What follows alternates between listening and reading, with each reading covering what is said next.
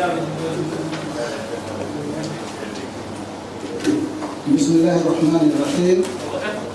الحمد لله رب العالمين، والصلاة والسلام على خاتم الأنبياء والمرسلين وعلى آله وصحبه أجمعين. أما بعد، رب اشرح لي صدري ويسر لي أمري واحلل عقدة من لساني يفقهوا قولي. گزشتہ درس میں ہم نے کیا پڑھا تھا؟ یاد ہے کسی کو؟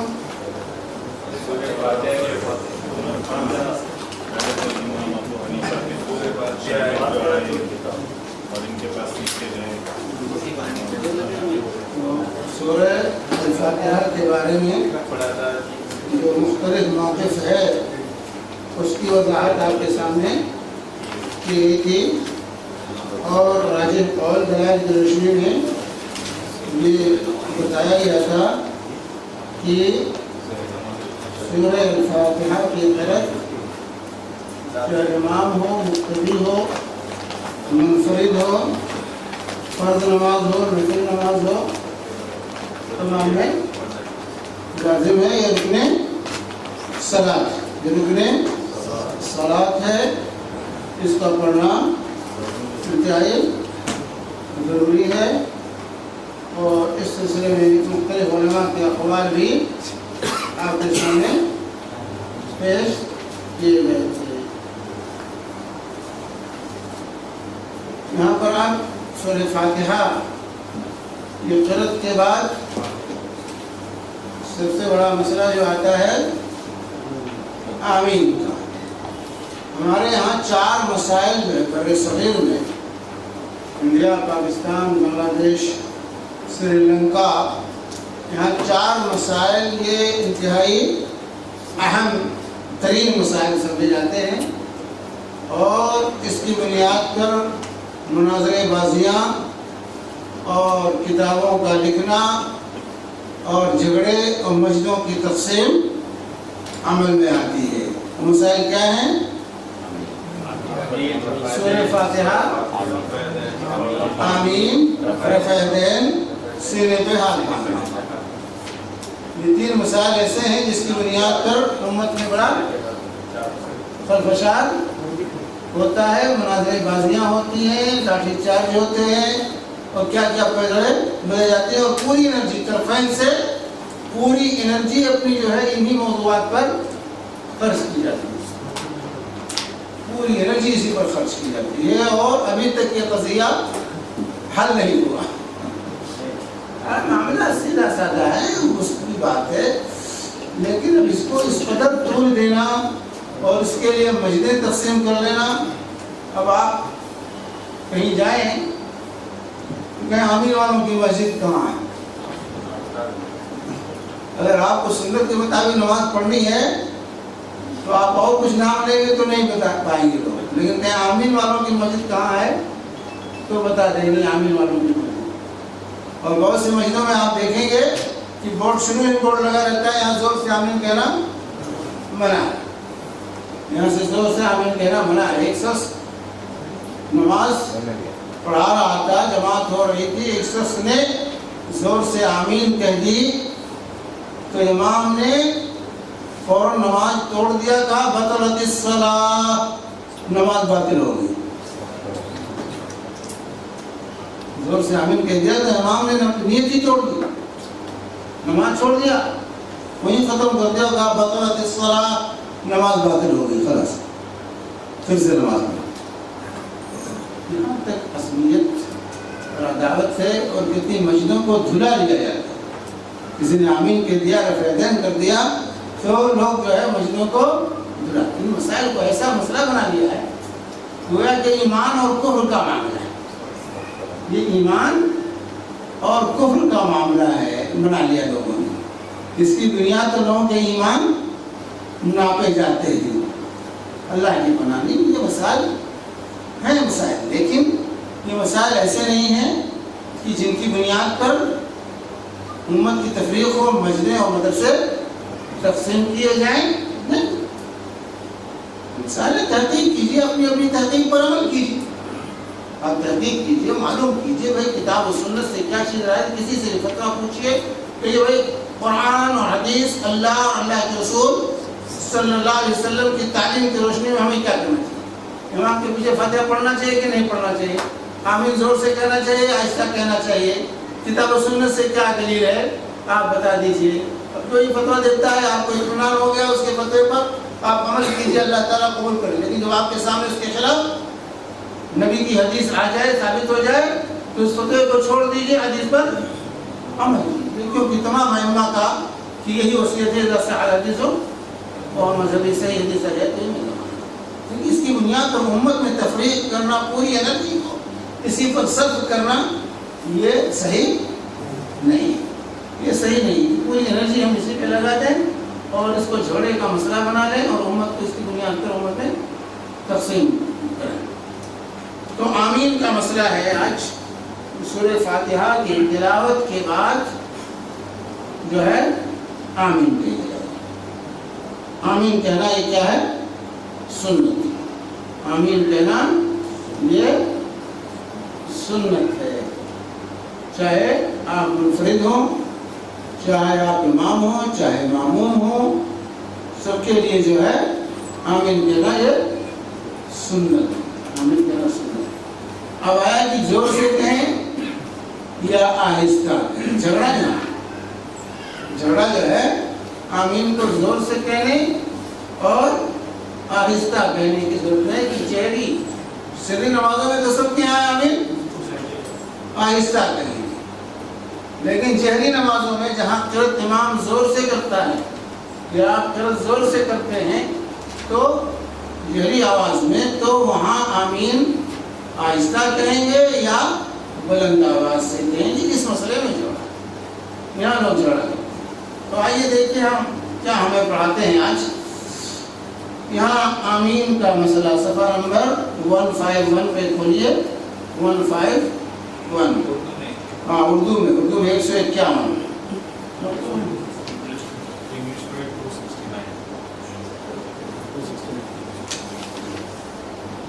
یہاں مصنف شروع کرتے ہیں، کہتے ہیں جب آپ اکیلے نماز پڑھ رہے ہوں تو آمین آہستہ کہیں. جب ظہر اور عصر امام کے پیچھے پڑھیں تو پھر بھی آہستہ ہی کہیں. لیکن جب آپ جہری نماز میں امام کے پیچھے ہوں تو جس وقت امام الضالین کہے تو آپ کو اونچی آواز سے آمین کہنی چاہیے. بلکہ امام بھی سنت کی پیروی میں آمین پکار کر کے اور مقتدیوں کو امام کے آمین شروع کرنے کے بعد آمین کہنی چاہیے. یہاں پر مصنف میں یہ بات واضح، اس کے بعد ہم دلائل دیں گے. لیکن یہاں ایک بات کھٹکتی ہے، جو کہا کہ آپ اکیلے نماز پڑھ رہے ہوں تو آمین آہستہ کریں. مطلب انہوں نے کہا کہ اگر منفرد ہوں تو آمین آہستہ. لیکن ایسی کوئی پابندی حدیث میں وارد نہیں کہ تنہا پڑھ رہے ہوں تو آہستہ آمین کہیں. تنہا بھی جہری قرأت ہے تو آمین جہرن کہیں، سری قرأت ہے تو سرن کہیں. بہرحال یہاں پر جو ہے مصنف نے جو ہے یہ کہا کہ جہری نمازوں میں امام اور ماموم دونوں آمین جہرن کہیں گے، بلند آواز سے. اور سری نمازوں میں جس میں قرأت آہستہ ہوتی ہے اس میں آمین سب کے سب سرن کہیں گے. یہ ظہر کی نماز ہے، عصر کی نماز ہے، سری نماز، اس میں قرأت آہستہ کی جاتی ہے. تو جب آہستہ کی جائے تو آمین بھی آہستہ کہیں، اور جب زور سے قرأت کریں تو آمین بھی زور سے کہیں.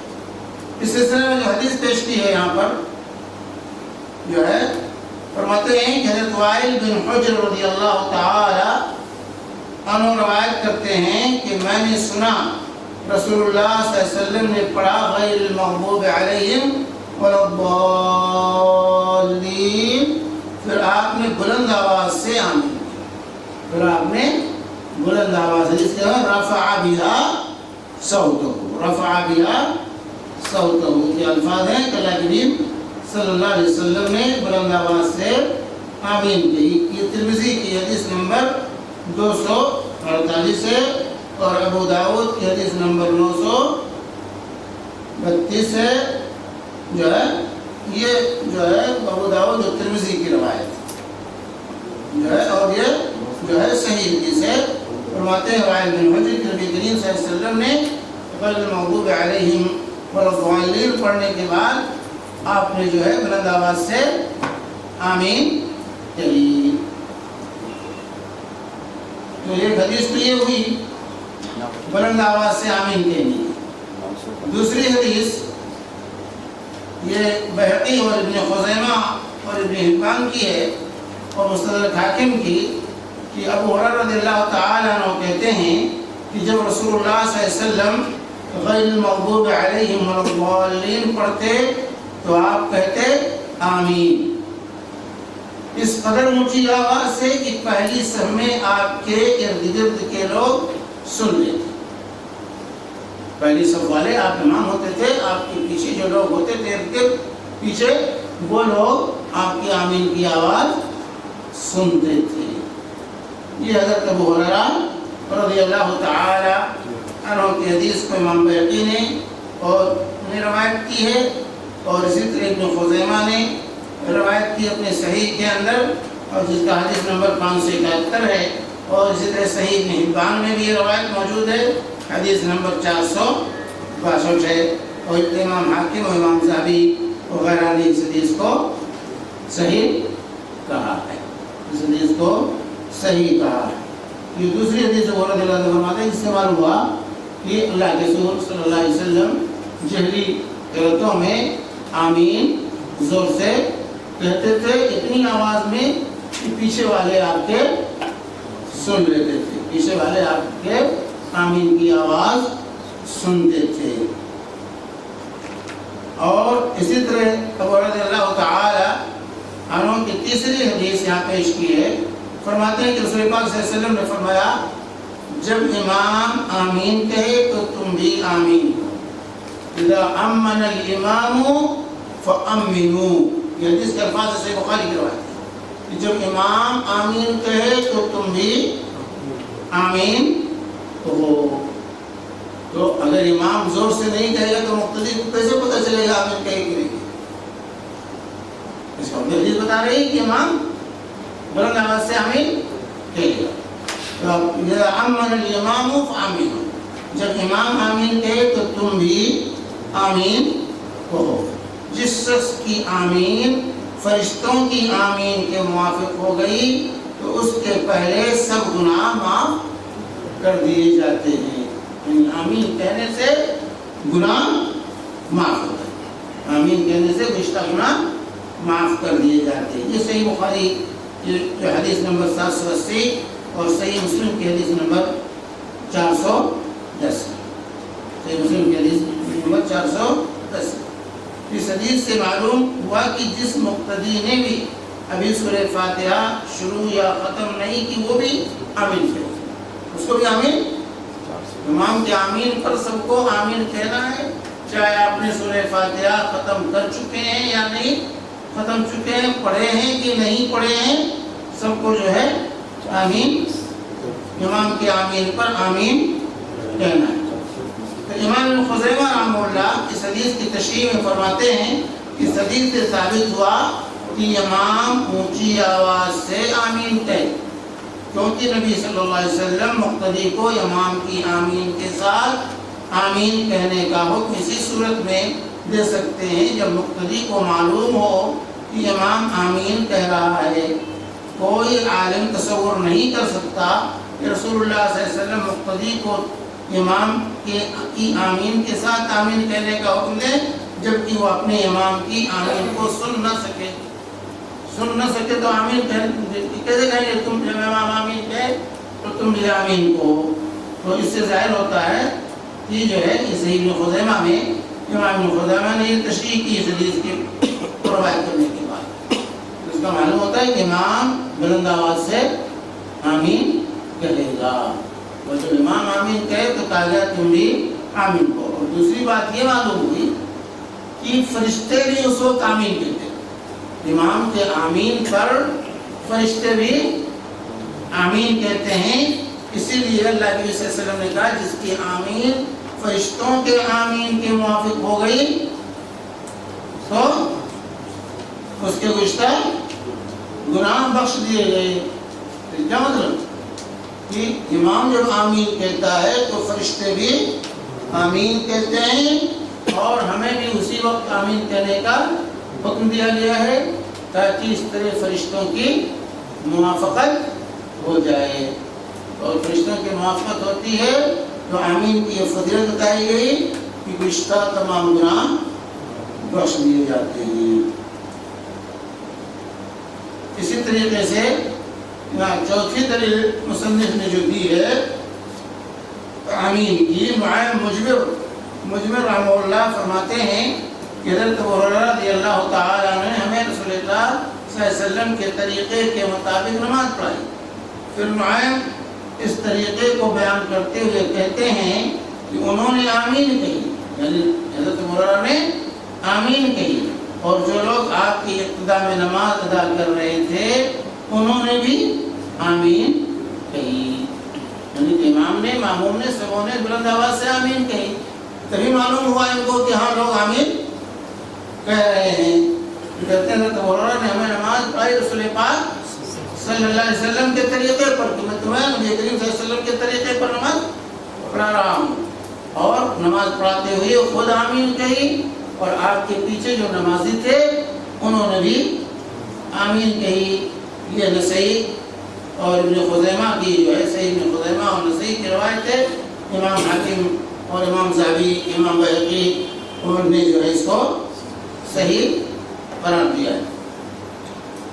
اسی طریقے سے پانچویں دلیل جو دیتے ہوئے فرماتے ہیں کہ حضرت عبداللہ بن زبیر رضی اللہ عنہ اور ان کے مقتدی اتنی بلند آواز سے آمین کہا کرتے تھے کہ مسجد گونج اٹھتی تھی۔ عبداللہ بن زبیر مکہ میں تھے، مسجد حرام میں نماز پڑھاتے تھے، اور عبداللہ بن زبیر مکہ میں تھے، مسجد حرام میں امامت کرتے تھے۔ حضرت عبداللہ بن زبیر رضی اللہ تعالی عنہ کے بارے میں فرماتے ہیں کہ وہ جو ہے اتنی زور سے آمین کہتے تھے کہ جو ہے، اور ان کے مقتدی، وہ اور ان کے مقتدی اتنی زور سے آمین کہتے تھے کہ مسجد حرام، اللہ کا فضل ہے اس وقت سے لے کر اب تو مسجد حرام آمین کی آواز سے گونجتی ہے۔ تو یہ جو ہے امام بخاری نے صحیح بخاری میں اس کو نقل کیا ہے۔ امام بخاری نے حضرت عبداللہ بن زبیر رضی اللہ تعالی عنہ کے اس اثر کو صحیح بخاری میں تعلیقاً ذکر کیا ہے، اور مصنف عبدالرزاق نے جو ہے، امام عبدالرزاق نے بھی اس کو سند کے ساتھ اپنے روایت کیا ہے۔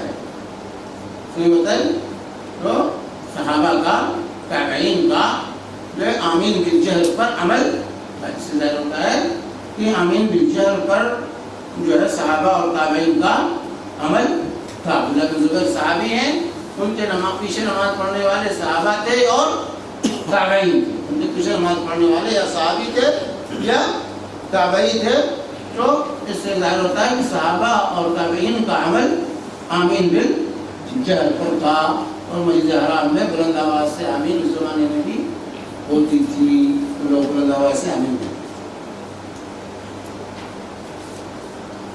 اور اسی طرح امام اکرمہ رحمہ اللہ فرماتے ہیں، یہ بھی تابعی ہیں، حضرت عبداللہ بن عباس رضی اللہ تعالی عنہما کے شاگرد ہیں، کہ میں نے دیکھا کہ امام جب الضالین کہتا تو لوگوں کے آمین کی وجہ سے مسجد گونج جاتی۔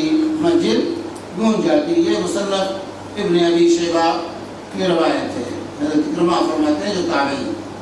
حضرت عطا بن ابی رباح رحمہ اللہ فرماتے ہیں، میں نے 200 صحابہ کرام رضی اللہ عنہم کو دیکھا کہ بیت اللہ میں جب امام والضالین کہتا تو سب بلند آواز سے آمین کہتے،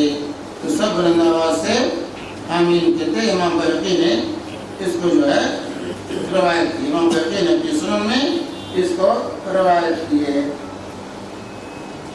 تو یہاں پر جو ہے 200 صحابہ کا ذکر کیا امام عطا بن ابی رباح نے، جو تابعی، عطا بن ابی رباح بہت بڑے تابعی امام ہیں، انہوں نے 200 صحابہ کا عمل یہ ذکر کیا کہ بیت اللہ میں نے سنا کہ وہ لوگ جو ہے امام جب الضالین کہتا تو وہ بلند آواز سے آمین کہتے تھے۔ اور اسی طرح رسول اللہ صلی اللہ علیہ وسلم نے فرمایا جس قدر یہودی سلام اور آمین سے چڑھتے ہیں اتنا کسی اور چیز سے نہیں چڑھتے، بس تم کثرت سے آمین کہنا، بس تم کثرت سے آمین کہنا۔ میرے بھائی آمین سے چڑھنا یہ یہودیوں کی علامت بتائی رسول اللہ صلی اللہ علیہ وسلم، کہ یہودیوں کی علامت بتائی رسول اللہ صلی اللہ علیہ وسلم نے۔ آج میرے بھائی ہندوستان میں اتنی ہوا ہے، ہندو اور سی آئی ڈی برانچ والے جو تحقیق کرتے ہیں مسلمانوں کے سلسلے میں مسجدوں میں جاتے کہتے ہیں، جو ہے پوچھتے ہیں کہ زور سے آمین کہتے ہو کیا آہستہ کہتے ہو؟ تم زور سے آمین کہنے والے ہو کیا آہستہ کہنے والے ہو؟ جب ہم کے پیچھے فاتحہ پڑھتے ہو کہ نہیں پڑھتے ہو؟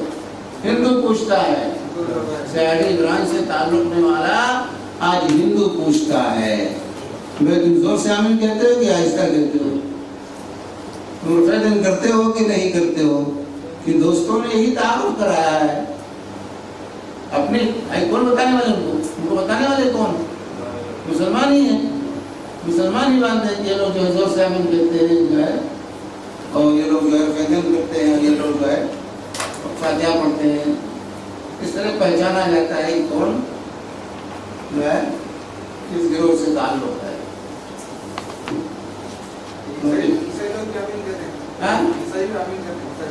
کب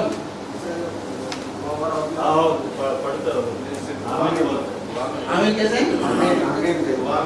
کیا کہتے ہیں؟ اچھا اپنے لہجے میں کہتے ہوں گے تو اس سے جو ہے کہتے ہیں حافظ ابن عبد البر رحمہ اللہ نے ذکر کیا کہ یہ روایت جو ہے کہ جس قدر یہودی سلام اور آمین سے چڑھتے ہیں اتنا کسی اور چیز سے نہیں چڑھتے، بس تم کثرت سے آمین کہنا۔ یہ امام بخاری نے روایت کی، صحیح بخاری کی روایت ہے، حدیث نمبر 793، حدیث نمبر 793 صحیح بخاری کی روایت ہے کہ یہودی آمین سے چڑھتے ہیں، سلام سے اور آمین سے ان کو بڑی چڑھ ہوتی ہے، اس لیے آمین کو بھی عام کرو اور سلام کو بھی عام کرو۔ اسی طرح حافظ ابن عبد البر رحمہ اللہ نے ذکر کیا ہے کہ امام احمد بن حنبل رحمہ اللہ کو شخص پر سخت ناراض ہوتے جو بلند آواز سے آمین کہنے کو مکروہ سمجھتا۔ امام احمد بن حنبل رحمہ اللہ جو ہے کہتے ہیں کہ اس شخص سے سخت ناراض ہوتے جو آمین بلند آواز سے آمین کہنے کو مکروہ سمجھتا، کیونکہ یہودی آمین سے چڑھتے ہیں، کیونکہ یہودی آمین سے چڑھتے ہیں۔ تو یہ آمین کے سلسلے میں یہ روایات، یہ احادیث ہیں، یہ دلائل ہیں آمین کی جہری نمازوں میں جہرن اور سری نمازوں میں سرن آمین کہی جائے، جہری نمازوں میں جہرن اور سری نمازوں میں سرن آمین کہی جائے۔ اب سوال یہاں ہمارے بھائیوں کا یہ ہے کہ پھر یہ آہستہ آمین کہاں سے آئی؟ جو لوگ آہستہ کہتے ہیں کہ آہستہ کہنا چاہیے ان کی دلیل کیا ہے؟ تو اس سلسلے میں حقیقت میں یہی حضرت وائل بن حجر رضی اللہ تعالیٰ عنہ کی جو حدیث میں نے آپ کے سامنے پیش کی، وائل بن حجر رضی اللہ تعالیٰ عنہ پہلی دلیل جو آپ کے سامنے پیش کی گئی ہے کہ رسول پاک صلی اللہ علیہ وسلم نے جو غیر المغضوب علیہم والضالین پڑھا تو بلند آواز سے آمین کہا، رفع بہا صوتہ، اپنی آواز کو آمین کہتے ہوئے بلند کی، آمین کہتے ہوئے بلند کی۔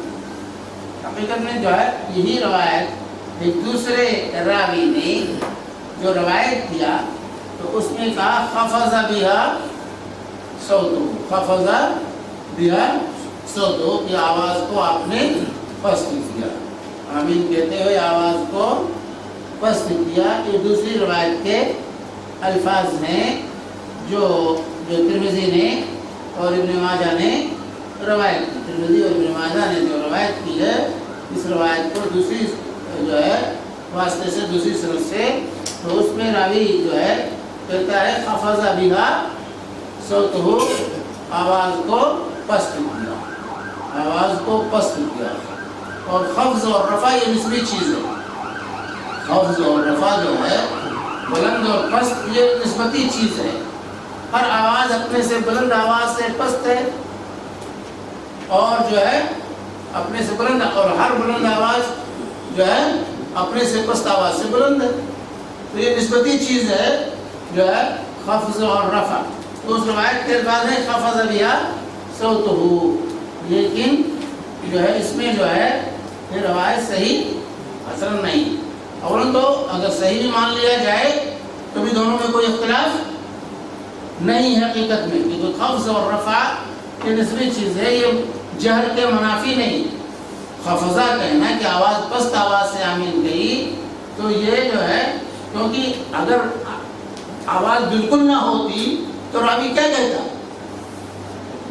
کہ آمین نہیں کہی، آمین نہیں کہی، کیونکہ جو ہے سنا ہی نہیں اس نے. جو کہا خفض بہا صوتہ، قال آمین و خفض، آمین کہی لیکن آواز پست کی. اس کا مطلب بہت بلند نہیں کہا، چیخ کے نہیں آمین کہی، کم آواز میں آمین کہی. یہ مطلب ہے اس کا. واضح ہے مسئلہ.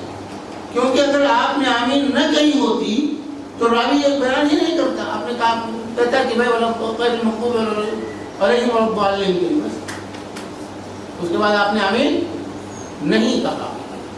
لیکن راوی کہتا ہے خفض بہا صوتہ، آمین کہی آپ نے، قال آمین و خفض بہا صوتہ، آمین کہی اور آواز کو بس یعنی بہت چیخ کر کے نہیں کہا.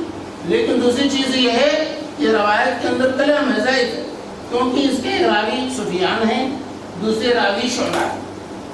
ایک سفیان، راوی سفیان روایت کرتے ہوئے کہتے ہیں جو ہے رفع بہا صوتہ، بلند آواز سے آمین کہی. اور وہی روایت جب شعبہ روایت کرتے ہیں تو کہتے ہیں خفض بہا صوتہ، آواز آپ نے پست کی، آمین کہی لیکن آواز پست کی. تو اب جو لوگ آمین نہیں کہنا چاہتے، نہیں کہتے ہیں بلند آواز سے، وہ اسی روایت سے استدلال کرتے ہیں. دیکھو جو خفض بہا صوتہ ہے، پست آواز سے نہیں، بالکل آہستہ کہنا چاہیے، بلند آواز سے نہیں کہنا چاہیے. یعنی خفض کو، پست آواز کو بلند آواز کے منافع تصور کرتے ہوئے کہا کہ بلند آواز سے آمین نہیں کہنا چاہیے. لیکن معاملہ یہاں شعبہ اور سفیان کا ہے. شعبہ جو ہیں یہ بھی ثقہ راوی ہیں، اس میں کوئی شک نہیں، اور سفیان بھی ثقہ راوی. لیکن سفیان کی ثقاہت شعبہ کی ثقاہت پر بلند ہے.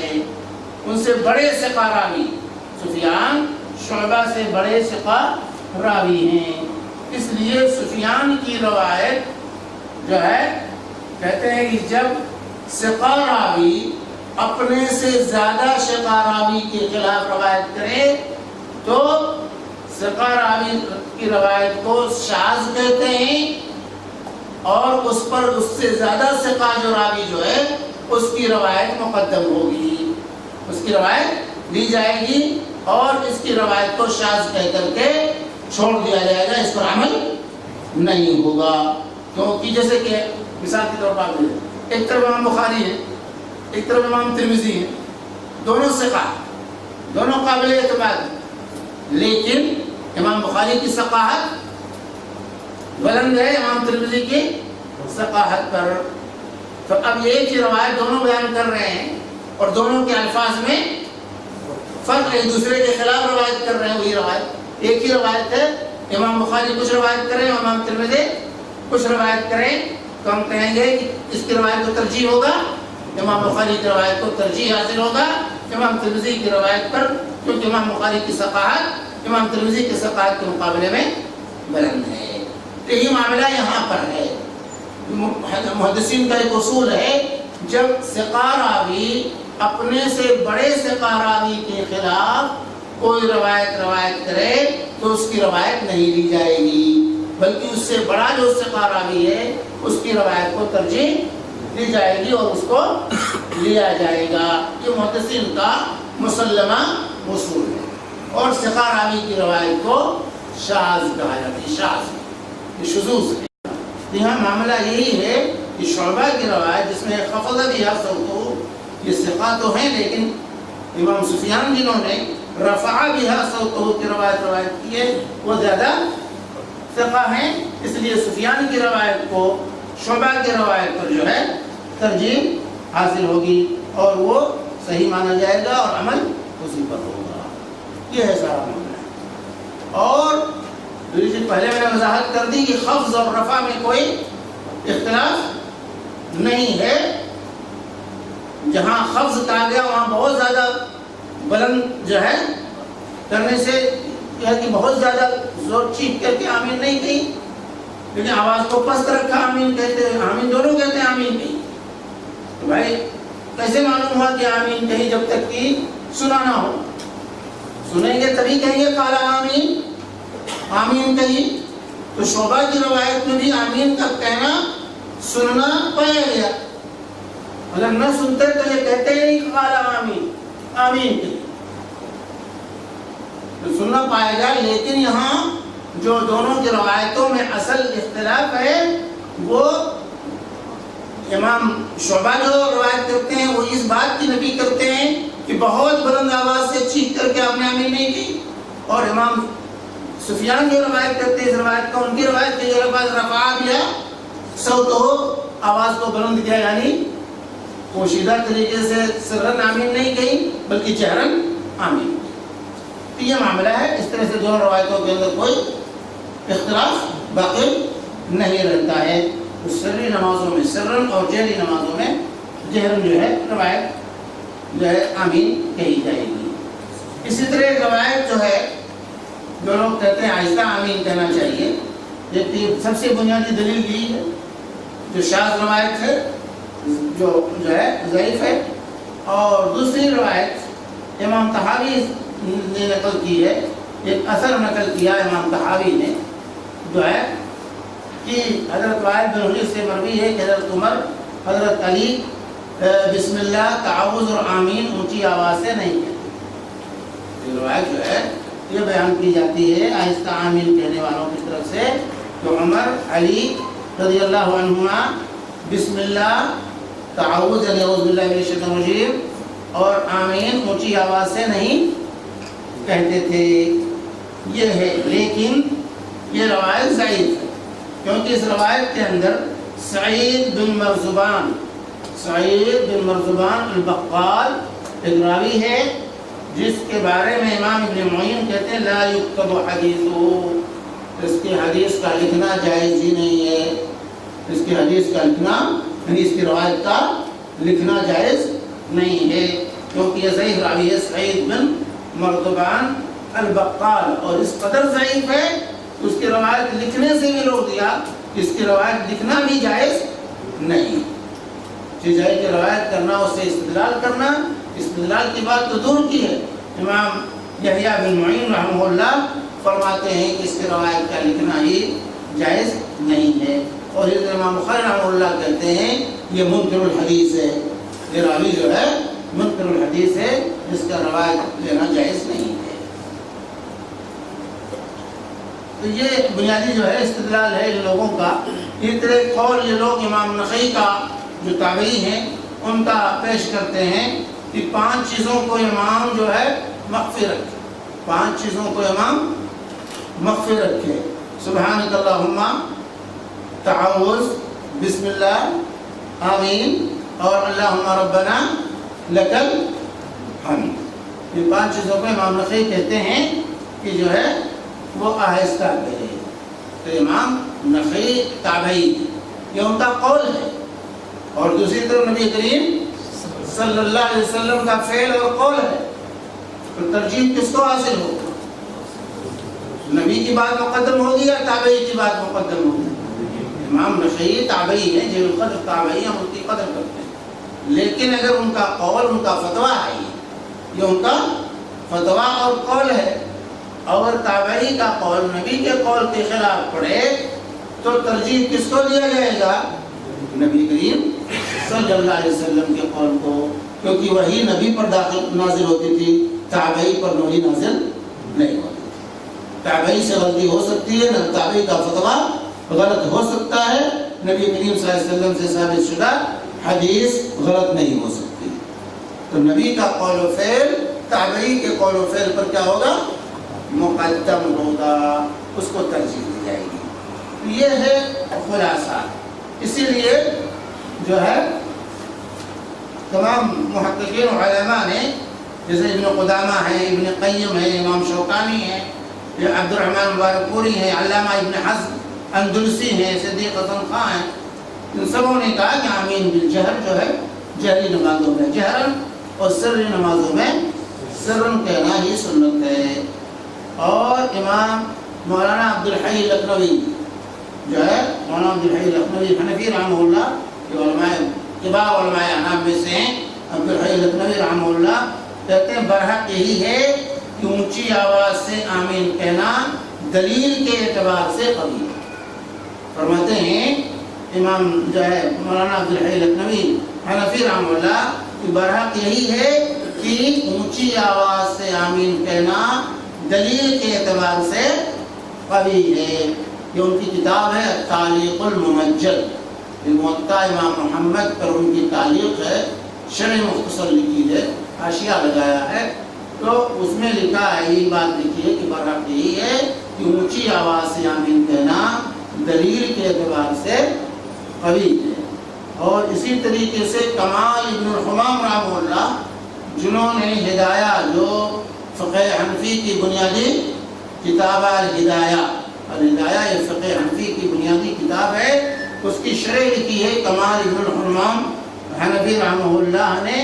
وہ کہتے ہیں کہ اونچی آواز سے آمین کہنا سنت ہے، اونچی آواز سے آمین کہنا جو ہے سنت ہے۔ یہ ہدایہ کی شرح فتح القدیر نام ہے، ہدایہ کی شرح کا نام فتح القدیر ہے، اس کے جلد نمبر 1 صفحہ 107 میں وہ لکھتے ہیں کہ اونچی آواز سے آمین کہنا یہ سنت ہے، اونچی آواز سے آمین کہنا یہ سنت ہے۔ اسی طرح مولانا رشید احمد گنگوہی رحمہ اللہ جو ہے فرماتے ہیں احناف بھی آمین بالجہر کے معترف ہیں، احناف بھی آمین بالجہر کے معترف ہیں، ان کو بھی اعتراف ہے آمین بالجہر کا۔ فتاوی رشیدیہ میں جو ہے اس کو انہوں نے ذکر کیا ہے کہ آمین بالجہر کے معترف ہیں احناف۔ فتاوی شامی میں بھی علامہ شامی نے بھی اس بات کا اعتراف کیا ہے کہ آمین بالجہر یہ سنت ہے، جہرن آمین کہنا، بلند آواز سے آمین کہنا یہ سنت ہے۔ یہ خلاصہ ہے آمین۔ اب اس کے باوجود سفارائی کی جائے، جھگڑا کیا جائے، لاٹھی چارج ہو، مسجدیں باڑھ دی جائے، یہ انصاف کی بات نہیں ہے۔ آمین جہری نمازوں میں جہرن اور سری نمازوں میں سرن کہنا چاہیے۔ آمین کا مطلب کیا ہے؟ آمین یہ دعا ہے، آمین یہ دعا ہے، استجب، اے اللہ تو قبول۔ آمین کا مطلب کیا ہے؟ اے اللہ تو قبول کر۔ سورہ فاتحہ پوری دعا ہے، تو اس کے بعد آمین کو مصروم قرار دیا گیا کہ اے اللہ تو قبول کر لے۔ تو میں نے دعا کی ہے، اے اللہ اس کو تو قبول کر لے۔ تو آمین کے معنی اللہ تو قبول کر لے، دعا ہے۔ اس لیے میرے بھائیوں، ایک طرف تو آمین زور سے کہنا ہی غلط سمجھتے ہیں لوگ اور مجدوں سے نکال دیتے ہیں، اور دوسری طرف ہم اتنی زیادہ چیخ کر کے کہتے ہیں آمین، نہیں، بہت زیادہ چیختے ہیں، اتنی کریکٹ آواز ہے، پیار کی بھری آواز سنی چاہیے۔ جیسے حدیث ہم نے پڑھی نا کہ اللہ کے رسول صلی اللہ علیہ وسلم آمین کہتے تو پہلی سب کے لوگ سن لیتے۔ آپ آمین کہتے تو پہلی سب کے لوگ سن لیتے۔ تو آمین کہنا سنت، بلند آواز سے کہنا سنت، لیکن اتنی آواز چیخنا دعا کے بنا، دعا کے اندر خشوع، خضوع، ادب ہونا چاہیے۔ بہت زیادہ پکار کر چیخ کر آواز چلانا جو ہے یہ خلاف سنت ہے۔ بہت زیادہ چلانا تو کہتے ہیں مسجد گونجتی تھی، مسجد ویسے نہیں گونجے گی، سب آمین کہیں تو مسجد گونج جائے گی، سب آمین کہیں جو ہے تو مسجد گونج جائے گی۔ اس کے لیے آواز کو بہت زیادہ وہ کرنا، چیخنا یہ صحیح نہیں۔ لیکن لوگ کہتے ہیں یہودی چڑھتے ہیں اس لیے اور چڑھاؤ، تو مطلب ادب ہونا چاہیے، تعدب ہونا چاہیے، آمین کہتے ہوئے ادب کے دائرے میں بلند آواز سے آمین کی جائے۔ یہ خلاصہ ہے آمین کا۔ طرفین کی دلائل بھی آپ نے سن لیے اور اس میں راجح کیا ہے وہ بھی آپ نے معلوم کر لیا۔ اب اس کے بعد پھر کیا ہوگا؟ سورہ فاتحہ پڑھی، آمین کہی۔ اس کے بعد تلاوت کا انداز کیا ہونا چاہیے؟ تلاوت کا انداز، مسنون طریقہ تلاوت کا کیا ہے؟ مسنون طریقہ تلاوت کا کیا ہے؟ تو جو ہے اس سلسلے میں حضرت ام سلمہ رضی اللہ تعالی عنہ کی روایت ہے، یقطع قراءته آیتن آیتن، یقطع قراءته آیتن آیتن۔ اللہ کے رسول صلی اللہ علیہ وسلم قرآن مجید کی ہر آیت پر توقف فرماتے، یعنی بعد والی آیت کو پہلی آیت کے ساتھ نہیں ملاتے تھے، ہر آیت کو الگ الگ کر کے ہر آیت پر ٹھہر کر رسول اللہ صلی اللہ علیہ وسلم کی تلاوت ہوتی تھی۔ الحمدللہ رب العالمین الرحمن الرحیم مالک یوم الدین ایاک نعبد و ایاک نستعین اہدنا الصراط المستقیم۔ اس طرح ہر آیت پر اللہ کے رسول صلی اللہ علیہ وسلم ٹھہر کر پڑھتے تھے۔ مسنون قرأت مسنون قرأت یہ ہے کہ ہر آیت پر ٹھہر کر پڑھا جائے، ہر آیت پر جو ہے ٹھہر کر کے جو پڑھا جائے، جیسے کہ ابو داؤد کی روایت ہے حدیث نمبر 4001، اور جو ہے امام حاکم و امام ذہبی اور دوسرے لوگوں نے اس کو صحیح قرار دیا ہے۔ تو مذکورہ حدیث کثرت طرق کے ساتھ مروی ہے۔ اس مسئلے میں اس کو بنیادی حیثیت حاصل ہے۔ ائمہ سلف صالحین کی ایک جماعت ہر آیت پر توقف فرماتی تھی، اگر ما بعد کی آیت معنی کے لحاظ سے پہلی آیت کے ساتھ متعلق ہوتی تھی پھر بھی قطع کر کے پڑھتے تھے، ٹھہر کر پڑھتے تھے، ملاتے نہیں، دو آیتوں کو ملا کر نہیں پڑھتے۔ تلاوت قرآن کا مسنون طریقہ یہی ہے، لیکن آج جمہور قراء اس طرح تلاوت کرنے سے گریز کرتے ہیں۔ قاریوں کا جو عمل ہے آج کل، عام قراء کا جو عمل ہے، دو دو تین تین آیتیں ایک ہی سانس میں پڑھ جاتے ہیں، اس کو کمال سمجھتے ہیں، مظاہرہ کرتے ہیں اپنی تلاوت کا۔ عبد الباسط وغیرہ کو دیکھیں، عبد الباسط وغیرہ کو دیکھیے، اور اکثر قراء آج کل کیا کرتے ہیں، وہ دو دو تین تین آیتیں ایک ہی ساتھ، سورہ فاتحہ پوری آپ تراویح میں دیکھیں گے ایک ہی سانس میں پوری 7 آیتیں ایک ساتھ میں پڑھ جائیں۔ یہ سنت کے خلاف ہے۔ سنت مسنون طریقہ یہ ہے کہ اللہ کے نبی صلی اللہ علیہ وسلم ہر آیت پر ٹھہر ٹھہر کر پڑھتے تھے، ہمیں بھی ہر آیت پر ٹھہر ٹھہر کر پڑھنا چاہیے۔ تو کہتے ہیں رسول اللہ صلی اللہ علیہ وسلم فرمایا، نمازی اپنے رب کے ساتھ سرگوشی کرتا ہے، اسے خیال کرنا چاہیے کہ وہ کس قسم کی سرگوشی کر رہا ہے، اور تم قرآن مجید اونچی آواز کے ساتھ تلاوت کر کے اپنے ساتھیوں کو اشتراک میں نہ ڈالو۔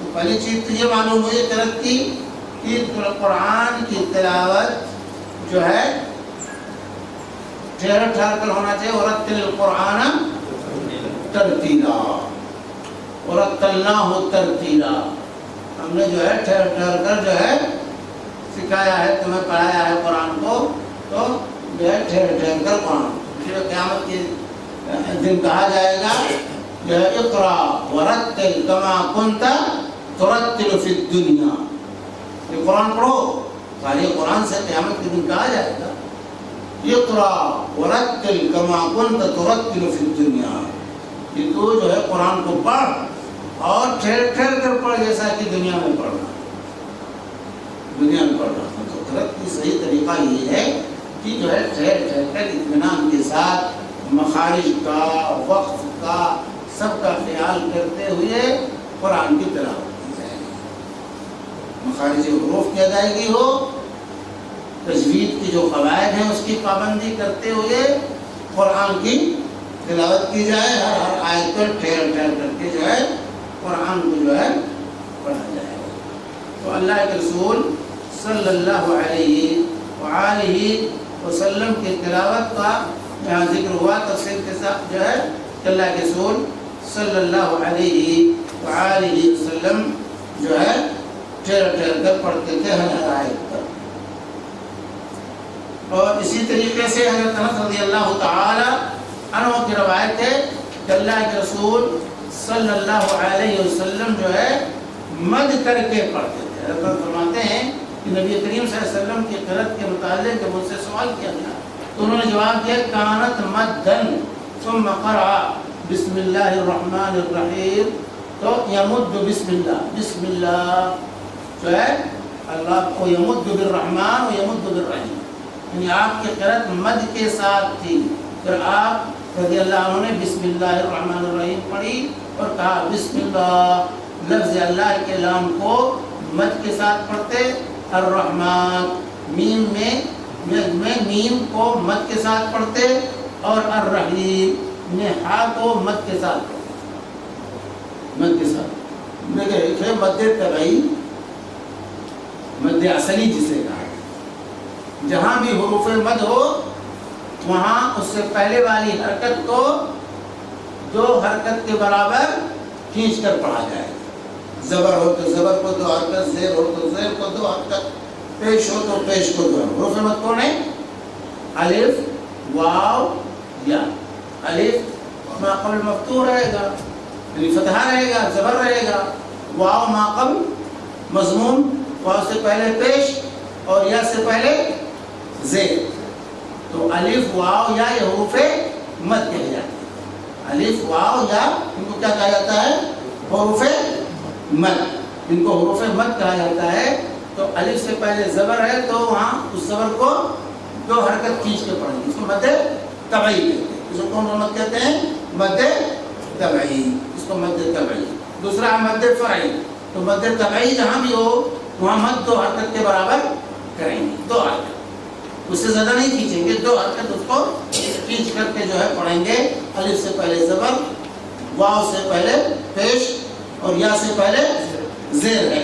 تو ان حرکات کو دو دو حرکت جو ہے کے برابر جو ہے کھینچ کر کے پڑھا جائے گا اور اسی کو مد طبعی کہتے ہیں. انس رضی اللہ تعالی عنہ نے کہا کہ بسم اللہ میں اللہ پر مد، تو اللہ کے لام کے بعد الف ہے، اس میں جو ہے دو حرکت لام کو کھینچتے تھے. اور اسی طرح الرحمن میں میم کے بعد الف ہے نون سے پہلے، تو میم کی حرکت کو دو حرکت کے برابر زبر کو. اور رحیم میں جو ہے میم کے بعد یا ہے، یا سے پہلے میم کو زیر ہے، اس زیر کو دو حرکت کے برابر کھینچ کر کے اللہ کے رسول صلی اللہ علیہ وآلہ وسلم پڑھا کرتے تھے. تو آپ کی قرأت مد کے ساتھ ہوتی تھی. جو ہے آواز کو جو ہے اس طرح سے پڑھا جائے. تلاوت کا یہ انداز بتایا گیا کہ اس کے تجوید کے جو اصول ہیں، ضابطے ہیں، ان کا خیال کرتے ہوئے قرآن کی تلاوت انسان کو نماز میں کرنی چاہیے.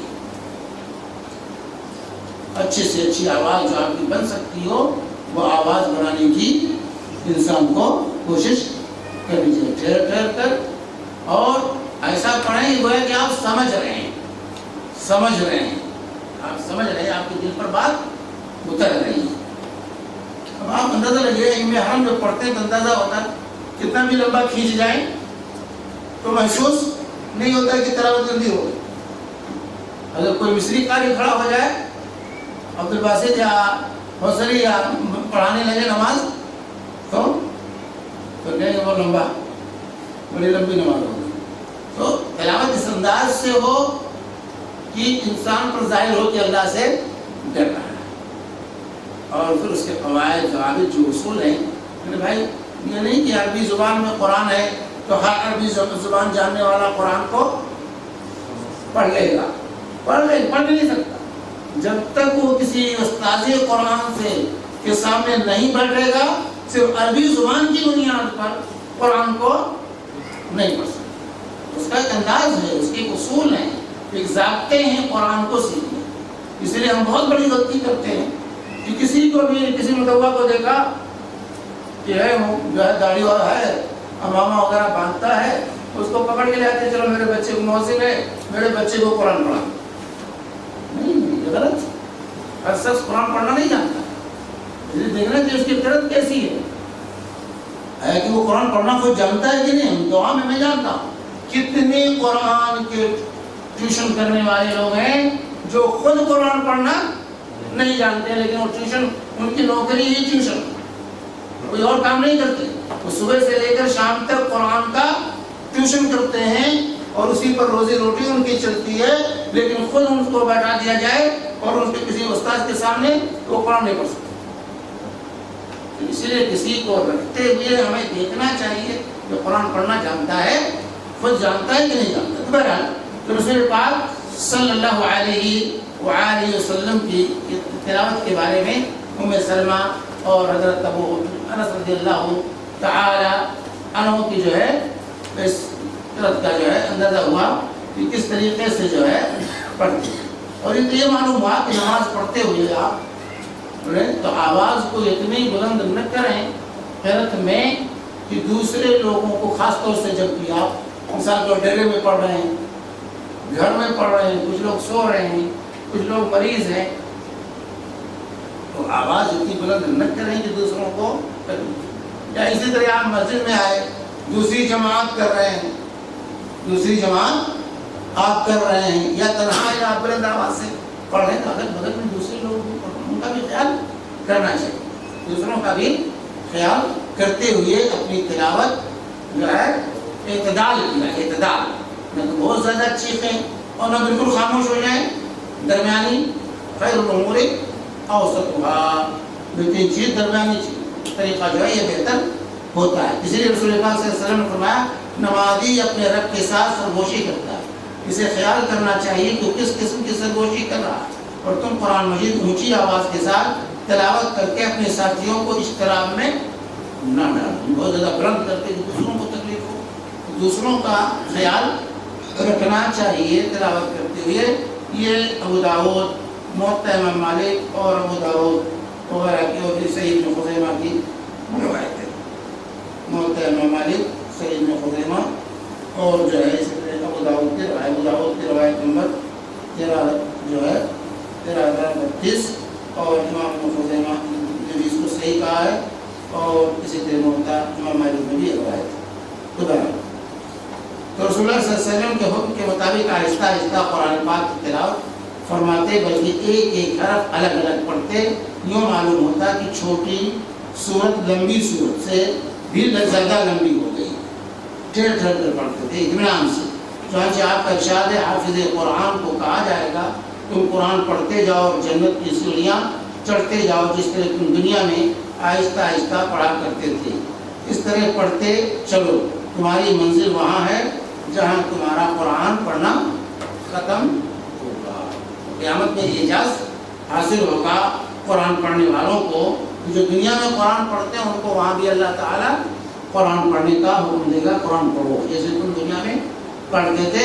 اور تم جو آخری آیت پڑھو گے وہاں ہر آیت پر ایک منزل، ہر آیت پر جنت کی ایک منزل چڑھتی ہے. اقرا ورتقی ورتل کما کنت ترتل فی الدنیا، یہ حدیث کے الفاظ اقرا ورتقی، پڑھو اور چڑھتے جاؤ، پڑھتے جاؤ جنت کی منزلیں چڑھتے جاؤ. ورتل کما کنت ترتل فی الدنیا، اور جس طرح تم دنیا میں ٹھہر ٹھہر کر پڑھ رہے تھے اسی طرح پڑھو، تمہاری آخری منزل وہ ہوگی جو آخری آیت تم پڑھو گے. جتنی آیتیں آپ پڑھیں گے اس دن اتنی منزل جنت کی آپ کو مل جائے گی.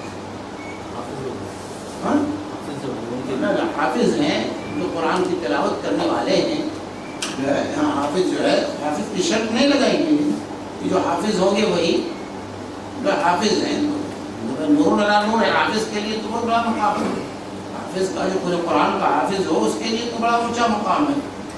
لیکن انشاءاللہ اللہ تعالیٰ جتنے لوگ بھی قرآن پڑھنے والے ہوں گے ان کو اللہ تعالیٰ یہ جو ہے موقع دے گا. یہ ابو داؤد کی روایت نمبر 14,064 ہے اور ابن حبان اور ترمذی میں بھی یہ روایت 2,919 نمبر پہ ہے، اسے صحیح کہا ہے امام ترمذی نے بھی. امام ابن حبان نے رسول اکرم صلی اللہ علیہ وسلم قرآن کو اچھی آواز سے پڑھنے کا حکم فرماتے، اس لیے کہ خوبصورت آواز کے ساتھ قرآن پاک پڑھنے میں مزید حسن پیدا ہوتا ہے. لیس منا من لم یتغن بالقرآن، اللہ کے رسول فرماتے ہیں کہ جو ہے جو قرآن کو اچھی آواز سے نہ پڑھے وہ ہمیں سے نہیں، قرآن کو اچھی سے اچھی آواز میں پڑھنے کی کوشش کرنی چاہیے۔ تو یہ روایت جو ہے ابو داؤد کی ہے اور ابن حبان اور ابن خزیمہ نے بھی روایت کرتے ہوئے اس کو صحیح قرار دیا ہے۔ تو آواز سے حسن پیدا ہوتا ہے، لیکن گانے کی لے سے منع کیا جائے۔ گانے والوں کی لے نہیں اختیار کرنی چاہیے قرآن پڑھنے کے لیے۔ قرآن پڑھنے کا جو اصول ہے، غنہ، اخفا، جو قواعد ہیں، اس کا آپ اگر اس کو برتتے ہیں تو خود ہی حسن پیدا ہوگا۔ حسن جو ہے ایک تو حروف کی ادائیگی سے، مخارج سے، اور حروف کے صفات کا خیال کیا جائے، اور پھر غنہ، اخفا، اظہار کے جو اصول ہیں اس کو سامنے رکھتے ہوئے پڑھا جائے تو خوبصورت، آپ کا پڑھنے والے کا بھی دل لگتا ہے اور سننے والوں کا بھی دل چاہتا ہے کہ سنیں۔ لیکن قواعد و ضوابط کو چھوڑ کر جب پڑھتا ہے انسان تو پھر نہ پڑھنے والے کا دل لگتا ہے نہ سننے والے کا دل لگتا ہے۔ حضرت عقبہ بن عامر رضی اللہ عنہ فرماتے ہیں کہ اللہ کی کتاب کا علم حاصل کرو، اس کو ذہن میں محفوظ کرو اور اسے خوبصورت آواز سے پڑھو۔ مجھے اس ذات کی قسم جس کے ہاتھ میں میری جان ہے، اونٹ کے گھٹنوں کی رسی اگر کھول دی جائے وہ اتنی تیزی سے نہیں بھاگتا جتنا تیزی سے قرآن پاک حافظہ سے نکل جاتا ہے۔ تو قرآن جو یاد کیے ہیں اس کو بار بار پڑھتے رہنا چاہیے، ورنہ بھول جاتا ہے، قرآن چلا جائے گا۔ کہتے اونٹ اتنی تیزی سے نہیں بھاگتا جتنی تیزی سے قرآن بھاگ جاتا ہے انسان کے حافظے سے۔ اس لیے جتنی صورتیں آپ نے یاد کی ہیں، یہ نہیں ایک مرتبہ یاد کر لیا، جیسے آج کل بچوں بچپن میں ماں باپ حافظ بنا دیتے ہیں اور بعد میں بچے دوسری لائن میں چلے گئے تو حفظ سے کوئی تعلق نہیں۔ یہ بھی گناہ ہے، قرآن یاد کر کے بھلا دینا یہ گناہ ہے میرے بھائی، اس سے گناہ ملے گا ثواب کے بجائے۔ تو قرآن یاد کرنا ضروری ہے، لیکن یاد کر کے اس کو یاد رکھنا، اس حافظے کو محفوظ رکھنا یہ بہت ضروری ہے۔ اس لیے آپ نے کہا کہ جو ہے برابر اس کو پڑھتے رہو، یاد میں رکھو، پڑھیں گے تو یاد رہے گا۔ اور قرآن یاد رکھنے کا بہترین طریقہ میرے بھائیوں کہ آپ تہجد کی پابندی کیجیے، تہجد کی پابندی کیجیے اور تہجد میں جتنا قرآن یاد کیے ہیں اس کو پڑھیے۔ کوئی موقع ملے گا پڑھنے کا، باقی فرض نمازوں میں تو آپ جماعت میں ہوں گے، امام کے پہیے سے سورہ فاتحہ پڑھ کے کھڑے ہیں، اور سنتوں پڑھنے میں جلدی رہتی ہے، جلدی چھوٹی چھوٹی صورتیں پڑھ کر کے لوگ بھاگتے ہیں۔ اس لیے اگر قرآن کو محفوظ رکھنا ہے تو تہجد کی پابندی کیجیے، قرآن محفوظ رہے گا۔ تہجد کی پابندی کیجیے، تہجد پڑھیے تو قرآن یاد رہے گا۔ یاد رکھنے کا بہترین طریقہ روزانہ معمول بنا لے کہ انسان اس کو ضرور دہرائے۔ روزانہ قرآن کا ایک حصہ، ایک جز آپ کو متعین کر لینا چاہیے، کتنا ایک پارہ، آدھا پارہ، جتنا ہو سکے اتنا اندر اڑے۔ اور حافظ کے لیے تو ضروری ہے کہ کم سے کم وہ روزانہ 3 پارے کا دور کرے۔ حافظ کے لیے حفظ کو محفوظ رکھنے کے لیے ضروری ہے کہ روزانہ یومیہ وہ کم از کم اپنا معمول بنا لے 3 پارہ دہرانے کا۔ اگر 3 پارہ روزانہ حافظ پڑھتا رہے تو پھر نہیں بھولے گا۔ روزانہ 3 پارہ اگر پڑھتا ہے تو 10 دن میں قرآن ختم ہو جائے گا، مہینے میں 3 قرآن اس کا ختم ہو جائے گا۔ پھر ایسا حافظ پھر بھولتا نہیں۔ لیکن اگر ایسی عادت نہیں ہے، پڑھ کر کے رکھ دیا، دہراتے ہی نہیں ہے، تو وہ قرآن رہتا نہیں، غائب ہو جاتا۔ حافظ ٹائٹل تو مل جاتا ہے لیکن وہ قرآن یاد نہیں رہتا۔ وہی چند صورتیں یاد کرتے نماز میں پڑھا کر دو، تو چند ایک صورتیں یاد کے رہتے ہیں، اسی کو پڑھ دیتے ہیں، ورنہ کہو کہیں سے بھی پڑھو، پڑھا جگہ سے پڑھو تو مشکل ہو جاتا ہے۔ تو اس کو پڑھتے رہنا چاہیے، قرآن کو چھوڑنا نہیں چاہیے۔